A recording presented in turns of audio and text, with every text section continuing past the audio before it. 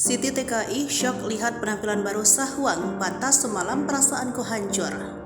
Siti TKI kaget lihat penampilan Sahwang. Bagaimana tidak, penampilan anak majikannya itu sangat berubah drastis. Bagaimana penampilan terbaru Sahwang? Penampilan Sahwang anak majikan Taiwan kini berubah drastis. Siti TKI bahkan sampai mengaku sedih melihat penampilan Sahwang terbaru di Taiwan. Siti mendadak mendapat kiriman foto Sahwang di Taiwan. Foto Sahwang diambil oleh seorang yang tak sengaja berpapasan. Ya Allah, makasih mbak kabarnya, walaupun mbak cuma papasan dengan Titi, tulis Siti TKI lewat akun TikToknya. Dalam foto, Sahwang tampak mengenakan kemeja kotak-kotak warna biru. Penampilannya juga dipadu dengan celana panjang warna coklat.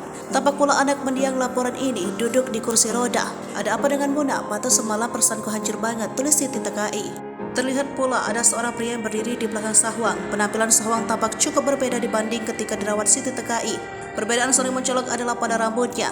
Siti menduga rambut Sahwang ketika itu belum disisir oleh perawannya. Kayaknya nggak disisir itu, kata Siti. Penampilan Sahwang dalam foto tersebut sama persis ketika ia dipulangkan ke Taiwan.